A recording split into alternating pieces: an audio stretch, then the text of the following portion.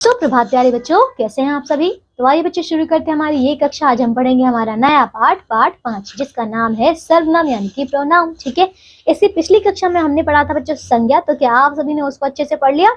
बहुत अच्छे। तो आइए शुरू करते हैं हमारा ये वाला पाठ। ठीक है, देखो सचिन क्रिकेट का सर्वोत्कृष्ट खिलाड़ी है। ठीक है, तो दूसरा बच्चों उसने क्रिकेट जगत में अनेक रिकॉर्ड बनाए हैं। ठीक है, तीसरा है वह धुरंधर बल्लेबाज है। चौथा क्रिकेट के खेल में उसका सानी कोई नहीं है। ठीक है, अब देखो आगे। उपयुक्त वाक्यों में प्रथम वाक्य में कर्ता सचिन संज्ञा है। ठीक है, दूसरे तीसरे और चौथे वाक्य में कर्ता सचिन के स्थान पर देखो यहाँ पे उसने वह उसका शब्दों का प्रयोग किया गया है। तो अतः उसने वह उसका ये शब्द सर्वनाम शब्द है। ठीक है, समझ गए। आइए अब आगे देखिए इसकी परिभाषा।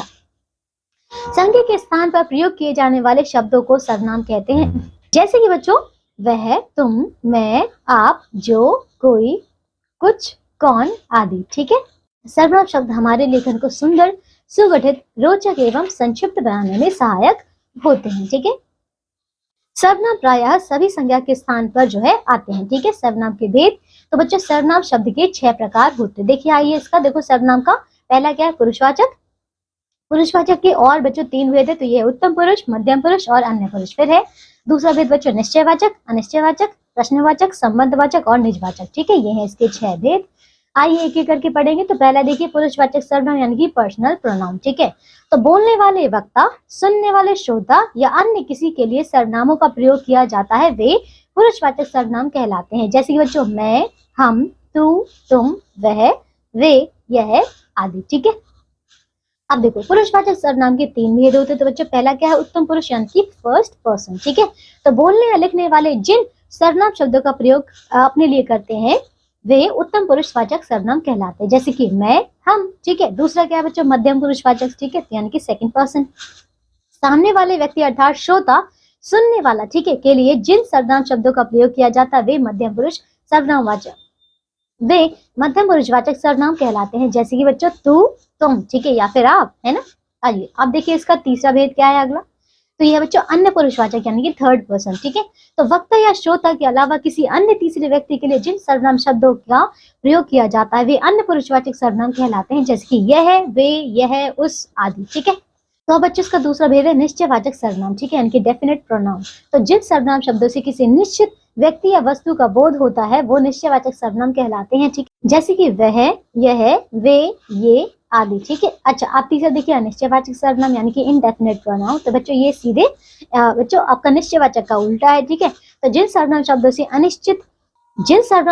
अनिश्चित की स्थिति बनी रहती है अर्थात जो अनिश्चित व्यक्ति या वस्तु का बोध कराते हैं वे अनिश्चयवाचक सर्वनाम कहलाते हैं। जैसे कि कोई, कुछ, कितना आदि। ठीक है, अब देखिए तीसरा। अब देखिए अगला क्या है बच्चों? प्रश्नवाचक सर्वनाम यानी कि इंटेरोगेटिव प्रोनाउन। जिन सर्वनाम शब्दों का प्रयोग किसी व्यक्ति या वस्तु के विषय में प्रश्न पूछने के लिए किया जाता है वे प्रश्नवाचक सर्वनाम कहलाते हैं। जैसे कि यहाँ पे देखिए कौन, कहाँ, किसे, किसने आदि। ठीक है, फिर अगला है संबंधवाचक सर्वनाम यानी कि रिलेटिव प्रोनाउन। जिन सर्वनाम शब्दों का प्रयोग संबंध बताने के लिए किया जाता है वे संबंधवाचक सर्वनाम कहलाते हैं। जैसे कि जो, जिसकी, जिसने, जिनका आदि। अगला बच्चों यहाँ पे छठा है निजवाचक सर्वनाम यानी कि सेल्फ प्रोनाउन। ठीक है, अपनापन या निजीपन का बोध कराने वाले सर्वनाम निजवाचक सर्वनाम कहलाते हैं। जैसे कि स्वयं, अपना, अपने आदि। ठीक है, समझ गए। तो ये इसके 6 भेद है। चलिए आगे चलते हैं बच्चों। तो अब है सर्वनाम शब्दों की कारक के अनुसार रूप रचना। ठीक है, तो बच्चों जैसे कि बच्चों यहाँ पे है मैं क्या है? उत्तम पुरुषवाचक है। ठीक है, आइए इसके कारक चिन्हों के अनुसार इनके नाम पढ़ते हैं। तो बच्चों कारक है हमारे पास कितने? देखो यहाँ पे पहला कारक है कर्ता। अब कर्ता में एक वचन हो जाएगा मैं, मैंने, और बहुवचन हो जाएगा हम, हमने। कर्म में देखो अब अगला कारक कर्म है। तो बच्चों इसका हो जाएगा मुझे, मुझको एक वचन, और हमको ये बहुवचन है। करण देखिए यहाँ पे ये मुझसे एक वचन है और हमसे ये क्या है? बहुवचन। संप्रदान, ठीक है, तो संप्रदान में एक वचन मेरे लिए है और बहुवचन में हमारे लिए है। फिर अपादान में बच्चों यहाँ पे देखिए मुझसे ये एक वचन है और हमसे ये बहुवचन है।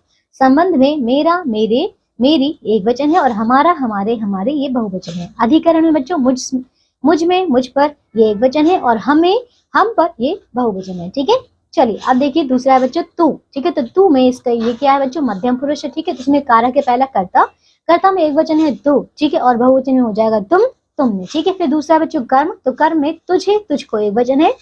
अच्छा तो बच्चों आप तीसरा देखिए क्या? करण। ठीक है, तो तुझ से, तेरे द्वारा एक वचन है और तुमसे, तुम्हारे द्वारा ये बहुवचन है। फिर संप्रदान कारक देखिए तो तेरे लिए एक वचन है और तुम्हारे लिए बहुवचन है।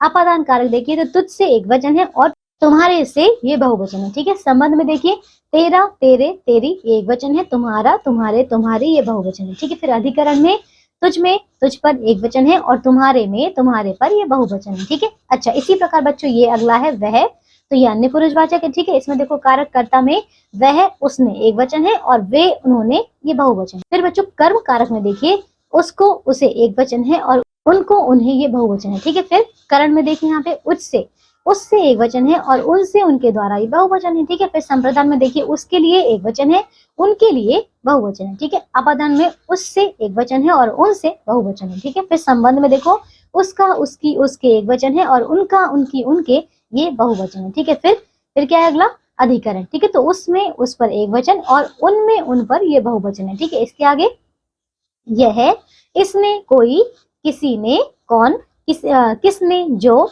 जिसने तथा आप आदि सर्वनाम शब्दों की रूप रचना भी इसी प्रकार होती है। तो बच्चों अब आप ये कर लेंगे। ठीक है, तो चलिए बच्चों हमारा ये पाठ समाप्त होता है। मुझे आशा है कि आपने सर्वनाम को अब अच्छी तरीके से सीख लिया होगा। तो अब हम मिलेंगे अगली कक्षा में, तब तक के लिए आप इसे दोहराइए, याद कीजिए और अभ्यास के प्रश्नों को भी कीजिए। ठीक है, बाय।